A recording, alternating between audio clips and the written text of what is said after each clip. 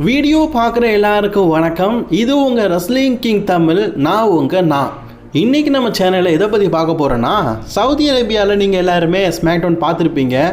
அங்கே கோடி ரோட்ஸோடைய முக பாவனியில் சில, ரோமன் ரெயின்ஸோடைய வீத ஒன் அப்படிங்கிற சில, ராயல் ரம்போட ஸ்டாச்சுன்னு சொல்லிட்டு ஆடியன்ஸ்லாம் ஃபோட்டோ எடுத்து நம்மளெல்லாம் வெறுப்பேற்றுறாங்க. கரெக்டு தானே? இப்போது ஸ்மாக்டவுன் நடந்து முடிஞ்சது இல்லை, அது நல்லா இருந்தது. ஸ்டேஜெலாம் பிரம்மாண்டமாக இருந்தது. ஒரு ஓப்பன் அரினால நம்ம இப்போ தான் எப்படி ஒரு ஸ்மாக்டவுனை பார்க்குறோம். இதை தவிர்த்து கிக் ஆஃப் ஷோ அப்படிங்கிறத நடத்துனாங்க. ஏன்னா ஸ்மாக்டவுனுக்கு வந்தவங்க ஸ்மாக்டவுன் ஷோ மட்டும் பார்த்தா போதாதில்ல, கூட அடிஷ்னலாக ஷோஸ்லாம் பார்க்குறோம்ல. ஸோ கிக் ஆஃப் ஷோவை நடத்துனாங்க. அந்த கிக் ஆஃப் ஷோவில் என்ன நடந்தது அப்படிங்கிறத நான் இன்றைக்கி தமிழில் எக்ஸ்பிளைன் பண்ண போகிறேன். வாங்க வீடியோக்குள்ளே போகலாம். மறக்காமல் சேனலுக்கு ஃபஸ்ட் டைம் வந்திருக்கவங்க சப்ஸ்கிரைப் பண்ணாதீங்க, பெல் ஐக்கானை கிளிப்பே பண்ணாதீங்க. இதன் மூலியமாக தினமும் ஒரு ரெஸ்லிங் செய்தியில் தமிழ் மொழியிலே தெரிஞ்சுக்காதீங்க. ஃபஸ்ட்டு முக்கியமான விஷயம், இந்த சவுதி அரேபியாவில் நடக்கிறதுனால ஸ்மாக்டவுனுக்கு கிட்டத்தட்ட ஒரு 18,000 டிக்கெட்ஸை விற்றுருந்தாங்க. 18,000 ஆடியன்ஸை கொண்டு தான் இன்றைக்கி ஷோ நடக்குது. நாளைக்கு 35,000த்துக்குள்ளே ஆடியன்ஸ் வருவாங்க அப்படிங்கிற மாதிரி சொல்லப்பட்டிருக்குது. சரிங்களா? சரி, ரியாத்தை பற்றி பார்க்கணுன்னா மைக்கேல் கோல் தான் பார்த்தீங்கன்னா கிக் ஆஃபை ஹோல்டு பண்ணுறாரு. மைக்கேல் கோல்னு எல்லாருமே மைக்கேல் கோலை வரவேற்பு பயங்கரமாக கொடுக்குறாங்க. சவுதி அரேபியா இது ஒரு மிகப்பெரிய நிகழ்வு. ஏன்னா இன்றைக்கி ஸ்மாக்டவுன் நடக்கு, நாளைக்கு ராயல் ரம்போ நடக்குது. உங்களுக்கு தெரிஞ்ச விஷயந்தான், ரெசல்மேனியா வேகாஸில் நடக்குது. அது மட்டும் இல்லாமல் வரலாற்றின் முதலாக சவுத் அமெரிக்காவை விட்டுட்டு நாங்கள் முதல்ல சவுதி அரேபியாவில் ரெசல்மேனியாவை ஷோ நடத்துகிறோம். இது ரொம்பவே பெருமைக்குரிய விஷயம்.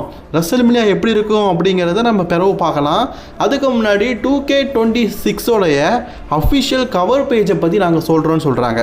இந்த ஸ்மாக்டவுன் இருக்குது பார்த்தீங்களா, ஸ்மாக்டவுனுடைய அந்த என்ட்ரன்ஸ் அவங்க அப்படியே மாஸ் மாதிரி கேட்டுன்னு வச்சுருந்தாங்கல்ல, அதில் ஸ்க்ரீன் ப்ளே பண்ணுறாங்க 2K26 கவர் பேஜ் யாரெல்லாம் அப்படிங்கிறத. ஸ்டோன் கோல்டு, அண்டர்டேக்கர், இந்த ஓல்டு ரெஸ்லர்ஸ் இருக்கிறாங்கல்ல, அந்த ஓல்டு ரெஸ்லர்ஸை வச்சு கவர் பேஜாக பார்த்தீங்கன்னா இவங்கெல்லாம் இருக்காங்க அப்படிங்கிறத காட்டுறாங்க. அது மட்டும் இல்லாமல் next cover page the game triple H. இதை ஸ்மாக்டவுன்லேயே பார்த்தீங்கன்னா ரிவீல் பண்ணியிருப்பாங்க. ட்ரிபிள் ஹெச் தனக்கு தானே பார்த்தீங்கன்னா அட்வர்டைஸ் பண்ணி தான் அப்படிங்கிறத காட்டியிருப்பார். இதை தவிர்த்து அடிஷ்னலாக இப்போ இருக்கிற ரெஸ்லரை வச்சு ஒரு கவர் பேஜ் ரிலீஸ் பண்ணணும்ல, அப்போ தானே விற்கும். அதனால் சிஎம் பாங்கை கவர் பேஜாக வச்சு 2K26 அப்படின்னு சொல்லிட்டு போட்டிருக்கிறாங்க. சிஎம் பாங் இரண்டாவது முறையாக பார்த்தீங்கன்னா இப்படியே கவர் பேஜாக இருக்கிறாராம். இந்த டிக்கெட் சேலிங்லாம் வைப்பாங்கள்ல அந்த கேசட்டுக்கு, அதுக்கு செகண்ட் டைமாக கவர் பேஜாக இருக்காராம்.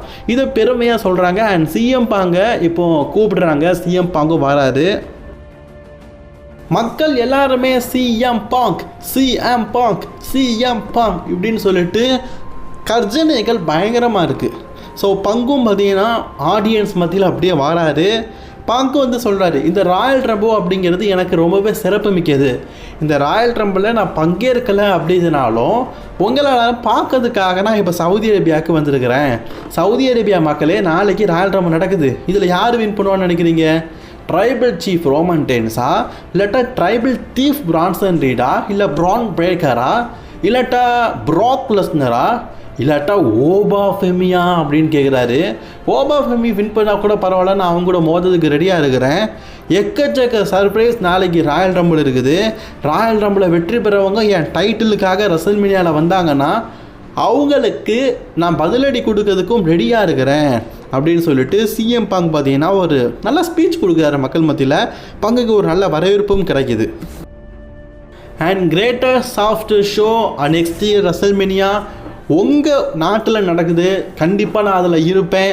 முடிஞ்ச அளவுக்கு எனக்கு எந்த காயமும் இல்லாத பட்சத்தில் கண்டிப்பாக உங்கள் நாட்டுக்கு நான் சண்டமும் போடுவேன். நாளைக்கு நடக்க போகிற ராயல் ரம்போ பார்த்து ரொம்ப என்ஜாய்மெண்ட் பண்ணுங்கள். உங்களுக்கு பிடிச்ச எல்லாமே நடக்குது அப்படிங்கிற மாதிரி சொல்லிட்டு போயிட்டாரு. நீங்கள் பேசுவீங்கடா, ஏன்னா ஒரு டிக்கெட்டை 45,000 சொல்லி விற்கிறீங்கல்ல. எனக்கு என்ன டவுட்டுனா, சவுதிக்காரனுங்களுக்கு எம்புட்டு இவ்வளோ பணம்? அதாவது இந்தியக்காரன்களும் சவுதிக்காரன்களும் பார்க்க ஒரே மாதிரி தான் இருப்பானுங்க. நிறத்துலையும் சரி, மொழி மட்டும்தான் வேறு. கரெக்டு தானே? பார்க்கறதுக்கு இந்தியன்ஸ் மாதிரி தான் இருப்பானுங்க. இந்தியன்ஸே தானே, ஒரு காலத்தில் இந்தியா கூட சேர்ந்து தான் இருந்துச்சு. ஆனால் அவனுங்க மட்டும் எப்படி நம்மளாம் செலவு பண்ண யோசிப்போம், தாராளமாக செலவு பண்ணுறானுங்க. எம்புட்டுக்காக எங்கடா சொறி வச்சுருக்கிறீங்க?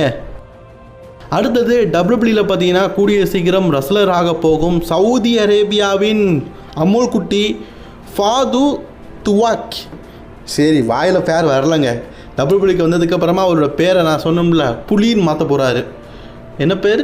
டைகர் அப்துல் டைகர் அப்துல் அப்படின்னு மாற்றும் போது நம்ம அவரோட பேரை சொல்லலாம். இப்போது ஃபாக்ட் டு விக்யூ. சரி வாயில் வரலைங்க, சும்மாவே எனக்கு பேரெல்லாம் வாயில் வராது, இதெல்லாம் எங்கள் வாயில் வரப்போகுது. நம்ம செல்லம்மா அமுல் பேபின்னு கூப்பிடுவோம். அமுல் பேபி பார்த்திங்கன்னா கூடிய சீக்கிரம் WWEல டெபியூட் ஆக போகிறாரு. இப்போ ட்ரைனிங்லாம் எடுத்துக்கிட்டு இருக்காரு. அவர் என்ன சொல்கிறாருன்னா, நெக்ஸ்ட் இயர் ரசல்மேனியா நடக்கும்போது நான் கண்டிப்பாக அதில் சண்டை போடுவேன், மக்களை நான் சந்தோஷப்படுத்துவேன், இது என்னுடைய பீப்புள், என்னுடைய ஜனங்கள், என்னுடைய மக்கள் முன்னாடி நான் சாம்பியன் ஆகக்கூட வாய்ப்பு இருக்குது அப்படிங்கிற மாதிரி சொல்கிறாரு. எனக்கு தெரிஞ்சு ஆக்கிடுவீங்க போல இருக்குது. ஏன்னா அமுல் பேபியோ குட்டி பேபியோ சின்ன பேபியோ பெரிய பேபியோ பேபி தானே. அதுவும் சவுதி அரேபியாக்காரங்க நாட்டில் ஒரு ரசல்மேனியா மாதிரி ஒரு நாட்டு நடத்துகிறாங்கன்னா சவுதி அரேபியாக்காரனை தானே சாம்பியன் ஆக்குவாங்க. ஆனால் ஆளும் பார்க்கறதுக்கு ஹைட் அண்ட் வெயிட்டாக இருக்கிறாரு, மூக்கு தான் கொஞ்சம் குழஞ்சி போன மாதிரி இருக்குது. அதுக்கு அடுத்தபடியாக பார்த்திங்கன்னா விஷன் டீம் வராங்க. விஷன் டீமில் இருக்கிற எல்லாருமே வராங்க. ஆனால் பால் ஹேமன் தான் லீட் பண்ணுறாரு.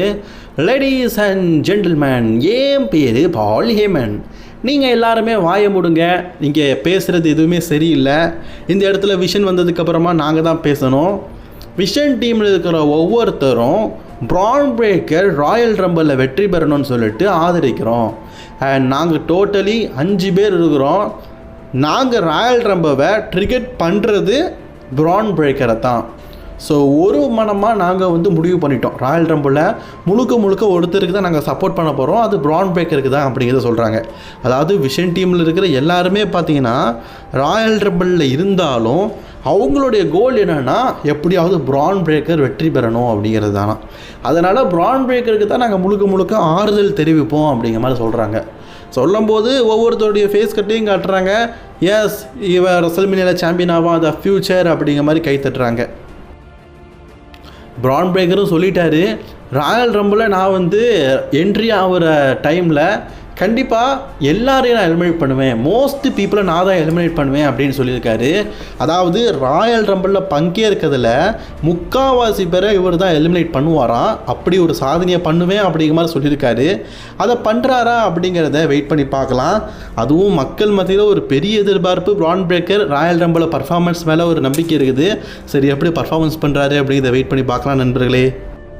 இவங்க பேசிக்கிட்டு இருக்கும்போது குறுக்கால கௌசிக் அப்படிங்கிறது ஒருத்தர் வருவார்ல, அவர் வந்துட்டார். Yes, the main event Jey Uso வந்தோடனே இவங்கெல்லாம் பார்த்தீங்கன்னா கடுப்பாயிட்டாங்க. ஏப்பா இவன்ட்டெல்லாம் வாய் கொடுக்க முடியாது, நம்மளாம் போயிடும்னு சொல்லிட்டு போயிட்டாங்க. ஜே ஊசோ அப்படியே ரிங்குக்கு என்ன சொல்கிறாருன்னா, லாஸ்ட் இயர் நான் ராயல் ரம்பிள் வெற்றி பெற்று ரசல்மேனியாவில் வேர்ல்டு சாம்பியனாக இருந்தேன். அதுக்கான மீண்டும் ஒரு வாய்ப்பு இந்த நகரத்தில், உங்கள் நகரத்தில் கிடச்சிருக்குன்னு சொல்லும்போது என்ன ஒரு ஆச்சரியம்னா, ஃபேன்ஸ் எல்லாருமே ஷேர் பண்ணுறாங்க. அதாவது நீ வெற்றி பெறு, நாங்கள் உறுதுணையாக இருக்கோம்னு சொல்லிட்டு எல்லாருமே ஆறுதல் தெரிவிக்கிறாங்க. ஸோ இந்த நம்பிக்கை எனக்கு போதும், நான் கண்டிப்பாக ராயல் ரம்பிள் வெற்றி பெற்று ரசல்மேனியாவில் வேர்ல்டு ஹெவி வெயிட் சாம்பியன்ஷிப்பாக மீண்டும் மோதுவேன் அப்படிங்கிற மாதிரி சொல்கிறாரு. கொஞ்சம் யோசிச்சு பாருங்கள், ராயல் ரம்பிள் இந்த வருடம் Jey Uso second time win பண்ணி CM Punk versus Jey Uso for WrestleMania எப்படி இருக்கும் அப்படிங்கிறத கமெண்ட் பண்ணிக்கோங்க. அதுக்கப்புறமா அப்படியே உமன்ஸ் ரெஸ்லர்ஸ் பக்கம் போட்டோன்னு வைங்களேன், ஜட்ஜ்மெண்ட் டே வராங்க. ஜட்ஜ்மெண்ட் டேயில் இப்போ மின்னால் ரெஸ்லர்ஸ்லாம் இல்லை போல இருக்குது, ஃபுல்லாக உமன்ஸாகவே மாட்டாங்க. அதில் என்ன சொல்கிறாங்கன்னு அதிகமாக இருக்கேன், நான் தான் உமன்ஸ் ராயல் ரம்பிள் வின் பண்ண போகிறேன், இதுக்காக எனக்கு என் டீம் மெம்பர்ஸ் ஆறுதல் தெரிவிப்பாங்க. அதாவது மின் டிவிஷனில் எப்படி பிரான் பிரேக்கர் வெற்றி பெறதுக்காக அவங்க டீம் சாக்ரிஃபைட் பண்ணாங்களோ அதே மாதிரி என் டீம் சாக்ரிஃபைட் பண்ணிட்டாங்க. கண்டிப்பாக நான் வெற்றி பெறதை என் டீம் மெம்பர்ஸ் சந்தோஷப்படுவாங்க அப்படிங்கிற மாதிரி சொல்லப்படுது. ஸோ நான் தான் ராயல் ரம்பிள் வெற்றி பெறேன்னு சொல்லும் போதே அந்த இடத்துக்கு பெய்லி அண்ட் லைலா வர்கேரியா வந்துட்டாங்க.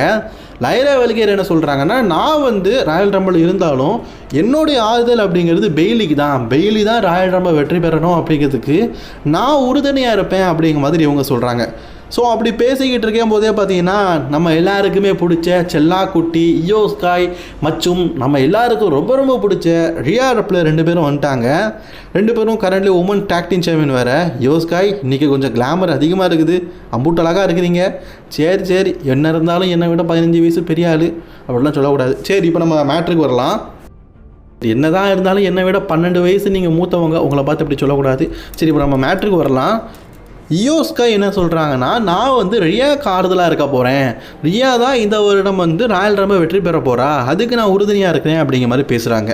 சரி, ஃபைனலாக பார்த்தீங்கன்னா குந்தர் வராரு. குந்தர் வந்து என்ன சொல்கிறாருன்னா, நாளைக்கு இந்த சவுதி அரேபியாவில் வந்து ஏஜே ஸ்டைல் வந்து ரிட்டையர்மெண்ட் ஆக போகிறான், அவனை நான் தான் ரிட்டையர் பண்ண வைக்க போகிறேன், ஸோ சோகத்தின் உச்சத்தில் நாளைக்கு இருக்க போகிறீங்க அப்படிங்கிற மாதிரி கலாய்க்கிறாரு. அண்ட் ஏஜே ஸ்டைல் இன்னும் இந்த இடத்துக்கு வரலையா, அதனால் குந்தர் மட்டும் பேசிட்டு போயிட்டார். இதுதாங்க கிக் ஆஃபில் நடந்தது. சரிங்களா? பிடிச்சிருந்துச்சுன்னா லைக் ஷேர் கமெண்ட் பண்ணிக்கோங்க. அப்புறம் ஃபஸ்ட் டைமில் சொன்ன மாதிரிலாம் இல்லை, சப்ஸ்கிரைப் பண்ணிக்கோங்க.